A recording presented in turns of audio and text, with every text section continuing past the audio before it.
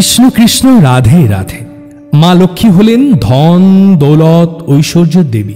যে ব্যক্তির ওপরে মা লক্ষ্মী একবার প্রসন্ন হন তার পার্থিব সকল সুখ প্রাপ্ত হয়। মা লক্ষ্মীকে প্রসন্ন করবার জন্য সবথেকে সহজ উপায় হল মা লক্ষ্মীর দ্বাদশ নাম স্তোত্রম পাঠ অথবা শ্রবণ।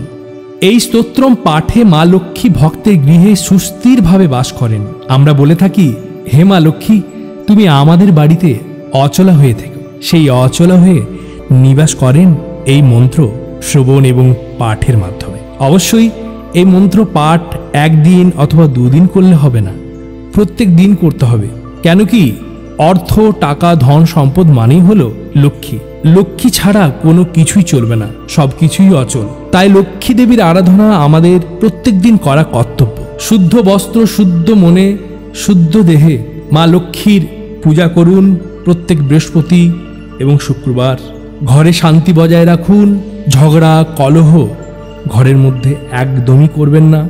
তার সঙ্গে আপনার বাড়ি ঘর পরিষ্কার পরিচ্ছন্ন রাখুন এবং ঠাকুর ঘর পরিষ্কার পরিচ্ছন্ন রাখবেন। প্রত্যেক দিন সন্ধ্যাবেলায় ধূপ প্রদীপ জ্বালাবেন, পূজা করবার সময় জ্বালাবেন এবং এই মন্ত্র সপরিবারে শ্রবণ করবেন। ফলে দেবী লক্ষ্মী আমাদের বাড়িতে অচলা হয়ে নিবাস করবেন। জয় মা লক্ষ্মী, জয় মা লক্ষ্মী, জয় মা লক্ষ্মী।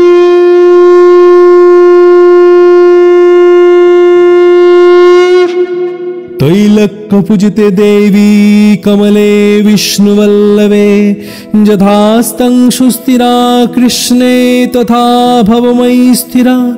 ঈশ্বরী কমলা লক্ষ্মীশ্চলা ভূতি হরিপ্রিয়া, পদ্মা পদ্মালয়া সম্পদ সৃষ্টি শ্রীপদ্মধারিণী। দ্বাদশৈতানি নমামি লক্ষ্মীং সম্পূজ্य पठेत्, स्थिरा लक्ष्मी भवेत् तस्य पुत्रदारा दिभि स्वः।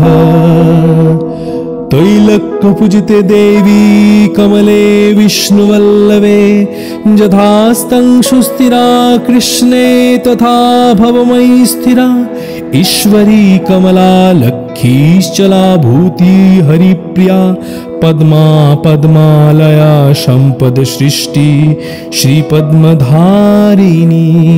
द्वादशैतानि नमामि लक्ष्मीं सम्पूज्य पठेत्, स्थिरा लक्ष्मी भवेत् तस्य पुत्रदारा दिभि स्वः। तैलक्य पूजिते देवी कमले विष्णुवल्लभे, यथास्तं सुस्थिरा कृष्णे तथा भवमयी स्थिरा। ईश्वरी कमला लक्ष्मीश्चला भूति हरिप्रिया, पद्मा पद्मालया सम्पद सृष्टि श्रीपद्मधारिणी। द्वादशैतानि नमामि लक्ष्मीं सम्पूज्य पठेत्, स्थिरा लक्ष्मी भवेत् तस्य पुत्रदारा दिभि स्वः।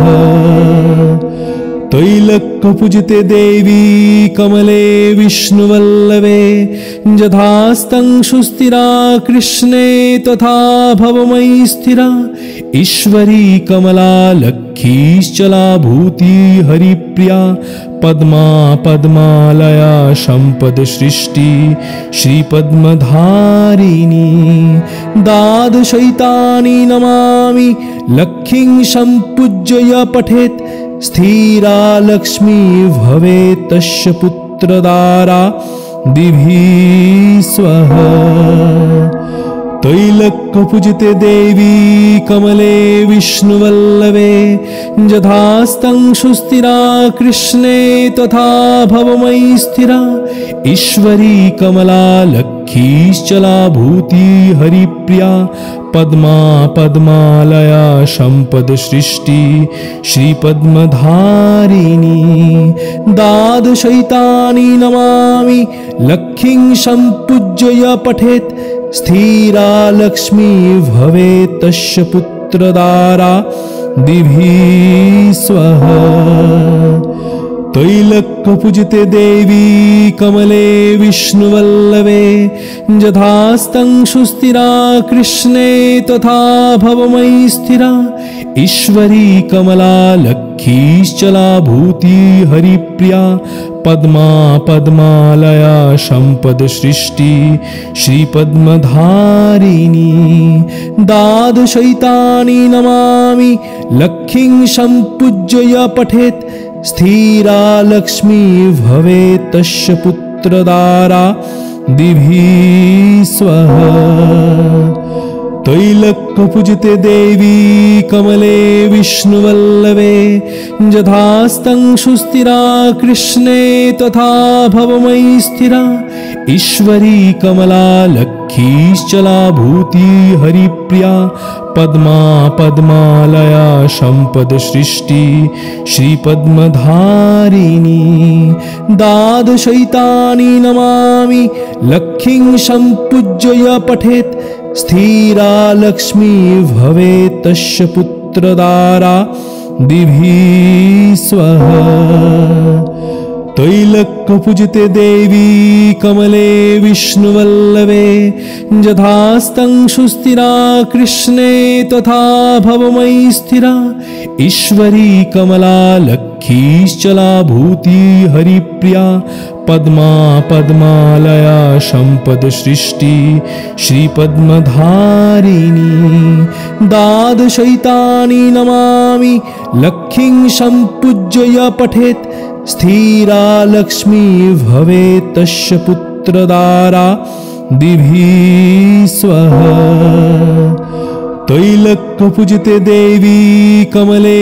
विष्णुवल्लभे यथास्तं सुस्थिरा कृष्णे तथा भवमयी स्थिरा ईश्वरी कमला लक्ष्मीश्चला भूति हरिप्रिया पद्मा पद्मालया सम्पद सृष्टि श्रीपद्मधारिणी द्वादशैतानि नमामि लक्ष्मीं सम्पूज्य पठेत् स्थिरा लक्ष्मी भवेत् तस्य पुत्रदारा दिभि स्वः तैलक्यपूजिते देवी कमले विष्णुवल्लभे यथास्तं सुस्थिरा कृष्णे तथा भवमयी स्थिरा ईश्वरी कमला लक्ष्मीश्चला भूति हरिप्रिया पद्मा पद्मालया सम्पद सृष्टि श्रीपद्मधारिणी द्वादशैतानि नमामि लक्ष्मीं सम्पूज्य पठेत् स्थिरा लक्ष्मी भवेत् तस्य पुत्रदारा दिभि स्वः तैलक्यपूजिते देवी कमले विष्णुवल्लभे यथास्तं सुस्थिरा कृष्णे तथा भवमयी स्थिरा ईश्वरी कमला लक्ष्मीश्चला भूति हरिप्रिया पद्मा पद्मालया सम्पद सृष्टि श्रीपद्मधारिणी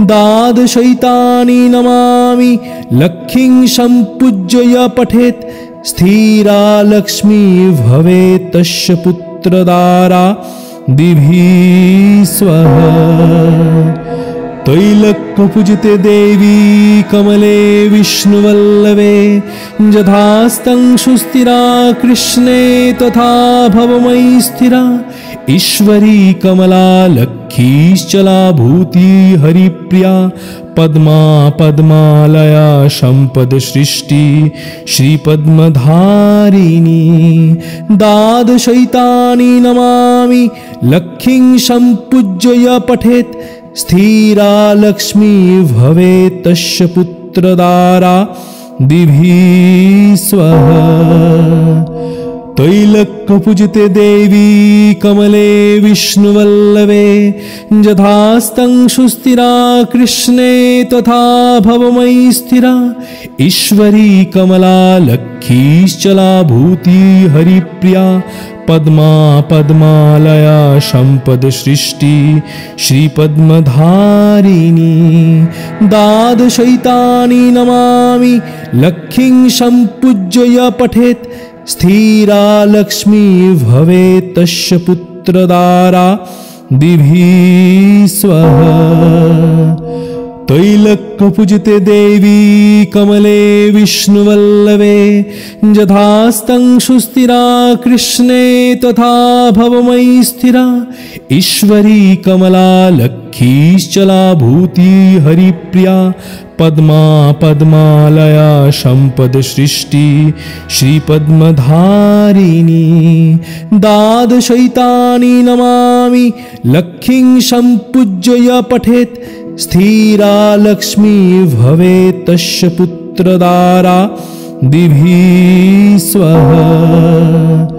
तैलक्यपूजिते देवी कमले विष्णुवल्लभे यथास्तं सुस्थिरा कृष्णे तथा भवमयी स्थिरा। ईश्वरी कमला लक्ष्मीश्चला भूति हरिप्रिया पद्मा पद्मालया सम्पद सृष्टि श्रीपद्मधारिणी। द्वादशैतानि नमामि लक्ष्मीं सम्पूज्य पठेत् स्थिरा लक्ष्मी भवेत् तस्य पुत्रदारा दिभिः स्वः। तैलक्यपूजिते देवी कमले विष्णुवल्लभे यथास्तं सुस्थिरा कृष्णे तथा भवमयी स्थिरा। ईश्वरी कमला लक्ष्मीश्चला भूति हरिप्रिया पद्मा पद्मालया सम्पद सृष्टि श्रीपद्मधारिणी।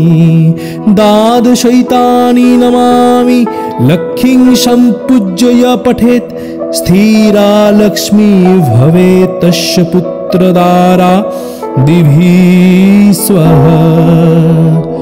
तैलक्यपूजिते देवी कमले विष्णुवल्लभे यथास्तं सुस्थिरा कृष्णे तथा भवमयी स्थिरा। ईश्वरी कमला लक्ष्मीश्चला भूति हरिप्रिया पद्मा पद्मालया सम्पद सृष्टि श्रीपद्मधारिणी। द्वादशैतानि नमामि लक्ष्मीं सम्पूज्य पठेत् स्थिरा लक्ष्मी भवेत् तस्य पुत्रदारा दिभिः स्वः। तैलक्यपूजिते देवी कमले विष्णुवल्लभे यथास्तं सुस्थिरा कृष्णे तथा भवमयी स्थिरा। ईश्वरी कमला लक्ष्मीश्चला भूति हरिप्रिया पद्मा पद्मालया सम्पद सृष्टि श्रीपद्मधारिणी। द्वादशैतानि नमामि लक्ष्मीं सम्पूज्य पठेत् स्थिरा लक्ष्मी भवेत् तस्य पुत्रदारा दिभिः स्वः। तैलक्यपूजिते देवी कमले विष्णुवल्लभे यथास्तं सुस्थिरा कृष्णे तथा भवमयी स्थिरा।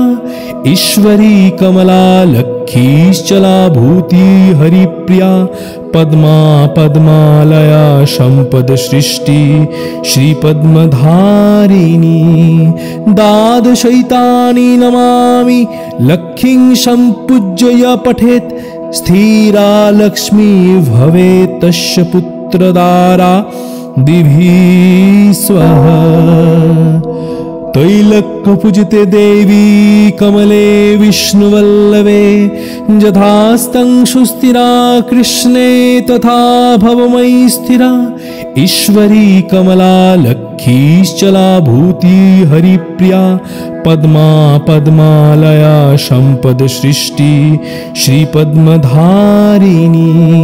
द्वादशैतानि नमामि लक्ष्मीं सम्पूज्य पठेत् स्थिरा लक्ष्मी भवेत् तस्य पुत्रदारा दिभिः स्वः।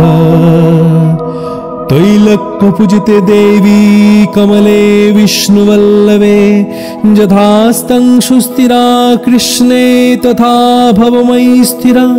ईश्वरी कमला लक्ष्मीश्चला भूति हरिप्रिया पद्मा पद्मालया सम्पद सृष्टि श्रीपद्मधारिणी। द्वादशैतानि नमामि लक्ष्मीं सम्पूज्य पठेत् स्थिरा लक्ष्मी भवेत् तस्य पुत्रदारा दिभिः स्वः।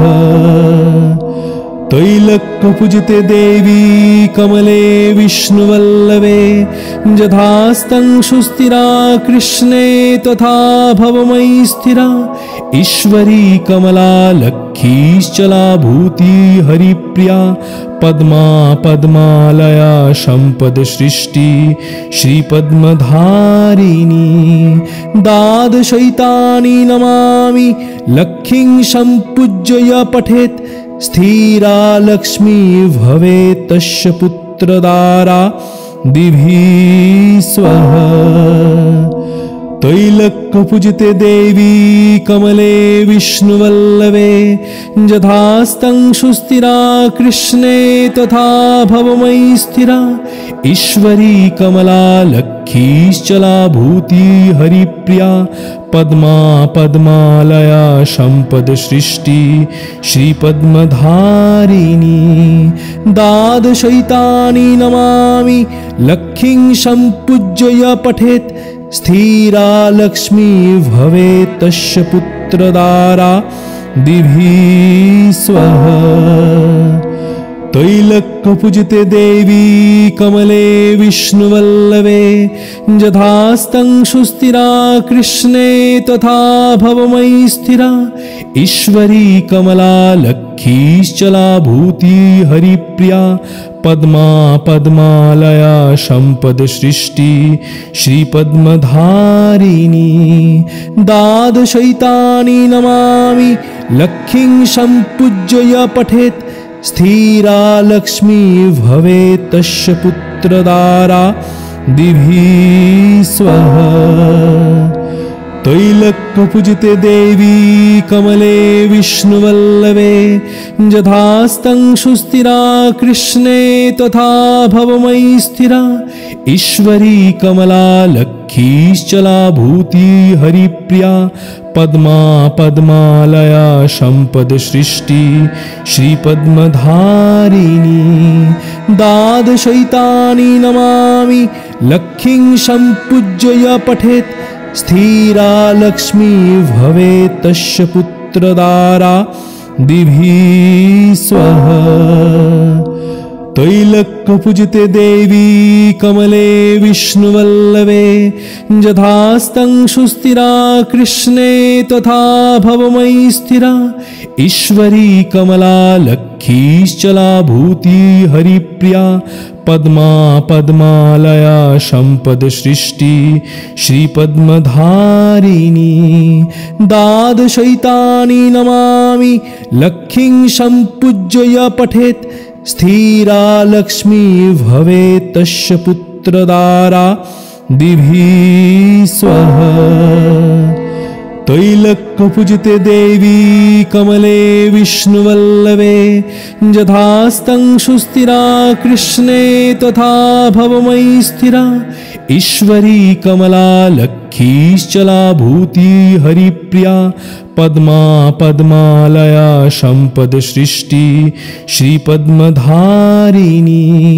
द्वादशैतानि नमामि लक्ष्मीं सम्पूज्य पठेत् स्थिरा लक्ष्मी भवेत् तस्य पुत्रदारा दिभिः स्वः।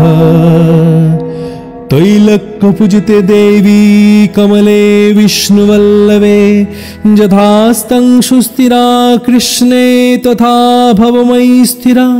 ईश्वरी कमला लक्ष्मीश्चला भूति हरिप्रिया पद्मा पद्मालया सम्पद सृष्टि श्रीपद्मधारिणी। द्वादशैतानि नमामि लक्ष्मीं सम्पूज्य पठेत् स्थिरा लक्ष्मी भवेत् तस्य पुत्रदारा दिभिः स्वः। त्रैलोक्यपूजिते देवी कमले विष्णुवल्लभे यथास्तं सुस्थिरा कृष्णे तथा भवमयी स्थिरा। ईश्वरी कमला लक्ष्मीश्चला भूति हरिप्रिया पद्मा पद्मालया सम्पदसृष्टि श्रीपद्मधारिणी द्वादशैतानि नमामि लक्ष्मीं सम्पूज्य पठेत् स्थिरा लक्ष्मी भवेत् तस्य पुत्रदारा दिभि स्वः तैलक्यपूजिते देवी कमले विष्णुवल्लभे यथास्तं सुस्थिरा कृष्णे तथा भवमयी स्थिरा ईश्वरी कमला लक्ष्मीश्चला भूति हरिप्रिया पद्मा पद्मालया सम्पदसृष्टि श्रीपद्मधारिणी द्वादशैतानि नमामि लक्ष्मीं सम्पूज्य पठेत् स्थिरा लक्ष्मी भवेत् तस्य पुत्रदारा दिभि स्वः तैलक्यपूजिते देवी कमले विष्णुवल्लभे यथास्तं सुस्थिरा कृष्णे तथा भवमयी स्थिरा ईश्वरी कमला लक्ष्मीश्चला भूति हरिप्रिया पद्मा पद्मालया सम्पदसृष्टि श्रीपद्मधारिणी द्वादशैतानि नमामि लक्ष्मीं सम्पूज्य पठेत् स्थिरा लक्ष्मी भवेत् तस्य पुत्रदारा दिभि स्वः तैलक्यपूजिते देवी कमले विष्णुवल्लभे यथास्तं सुस्थिरा कृष्णे तथा भवमयी स्थिरा ईश्वरी कमला लक्ष्मीश्चला भूति हरिप्रिया पद्मा पद्मालया सम्पदसृष्टि श्रीपद्मधारिणी द्वादशैतानि नमामि लक्ष्मीं सम्पूज्य पठेत् स्थिरा लक्ष्मी भवेत् तस्य पुत्रदारा दिभि स्वः तैलक्यपूजिते देवी कमले विष्णुवल्लभे यथास्तं सुस्थिरा कृष्णे तथा भवमयी स्थिरा ईश्वरी कमला लक्ष्मीश्चला भूति हरिप्रिया पद्मा पद्मालया सम्पदसृष्टि श्रीपद्मधारिणी द्वादशैतानि नमामि लक्ष्मीं सम्पूज्य पठेत् स्थिरा लक्ष्मी भवेत् तस्य पुत्रदारा दिभि स्वः तैलक्यपूजिते देवी कमले विष्णुवल्लभे यथास्तं सुस्थिरा कृष्णे तथा भवमयी स्थिरा ईश्वरी कमला लक्ष्मीश्चला भूति हरिप्रिया पद्मा पद्मालया सम्पदसृष्टि श्रीपद्मधारिणी द्वादशैतानि नमामि लक्ष्मीं सम्पूज्य पठेत् स्थिरा लक्ष्मी भवेत् तस्य पुत्रदारा दिभि स्वः तैलक्यपूजिते देवी कमले विष्णुवल्लभे यथास्तं सुस्थिरा कृष्णे तथा भवमयी स्थिरा ईश्वरी कमला लक्ष्मीश्चला भूति हरिप्रिया पद्मा पद्मालया सम्पदसृष्टि श्रीपद्मधारिणी द्वादशैतानि नमामि लक्ष्मीं सम्पूज्य पठेत् स्थिरा लक्ष्मी भवेत् तस्य पुत्रदारा दिभि स्वः तैलक्यपूजिते देवी कमले विष्णुवल्लभे यथास्तं सुस्थिरा कृष्णे तथा भवमयी स्थिरा ईश्वरी कमला लक्ष्मीश्चला भूति हरिप्रिया पद्मा पद्मालया सम्पदसृष्टि श्रीपद्मधारिणी द्वादशैतानि नमामि लक्ष्मीं सम्पूज्य पठेत् स्थिरा लक्ष्मी भवेत् तस्य पुत्रदारा दिभि स्वः तैलक्यपूजिते देवी कमले विष्णुवल्लभे यथास्तं सुस्थिरा कृष्णे तथा भवमयी स्थिरा ईश्वरी कमला लक्ष्मीश्चला भूति हरिप्रिया पद्मा पद्मालया सम्पद सृष्टि श्रीपद्मधारिणी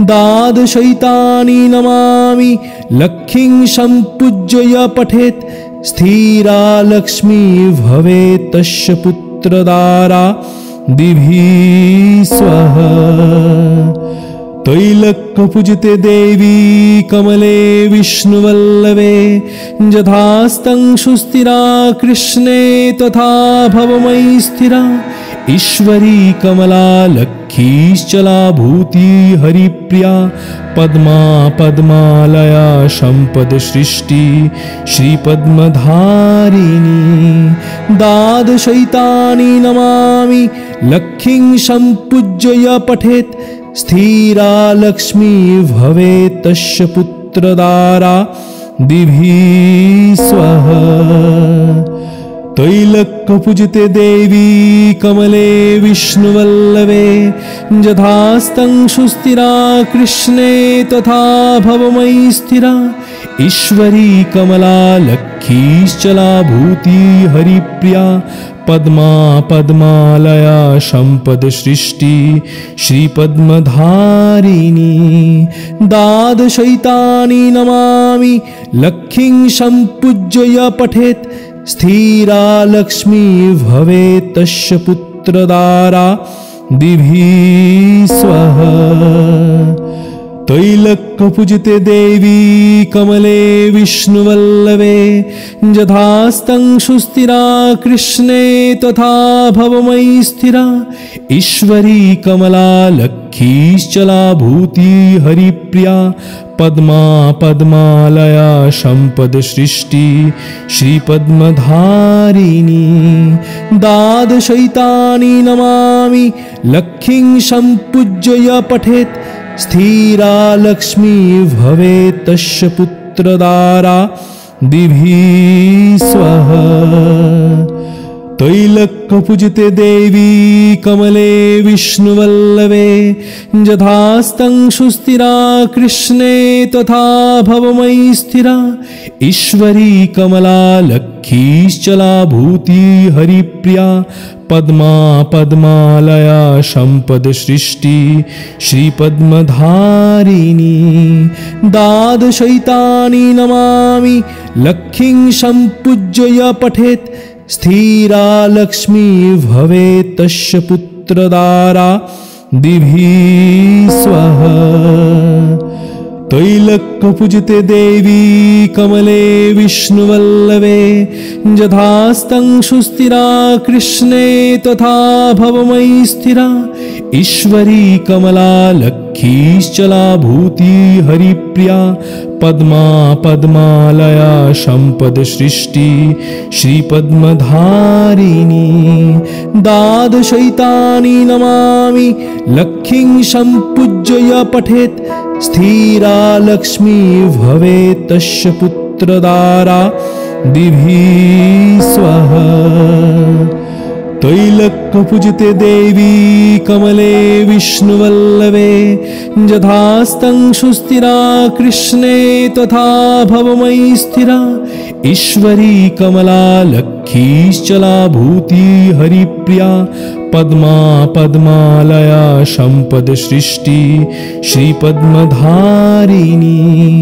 द्वादशैतानि नमामि लक्ष्मीं सम्पूज्य पठेत् स्थिरा लक्ष्मी भवेत् तस्य पुत्रदारा दिभि स्वः तैलक्यपूजिते देवी कमले विष्णुवल्लभे यथास्तं सुस्थिरा कृष्णे तथा भवमयी स्थिरा ईश्वरी कमला लक्ष्मीश्चला भूति हरिप्रिया पद्मा पद्मालया सम्पद सृष्टि श्रीपद्मधारिणी द्वादशैतानि नमामि लक्ष्मीं सम्पूज्य पठेत् स्थिरा लक्ष्मी भवेत् तस्य पुत्रदारा दिभि स्वः।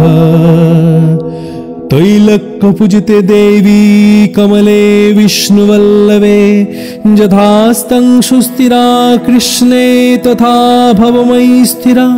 ईश्वरी कमला लक्ष्मीश्चला भूति हरिप्रिया पद्मा पद्मालया सम्पद सृष्टि श्रीपद्मधारिणी।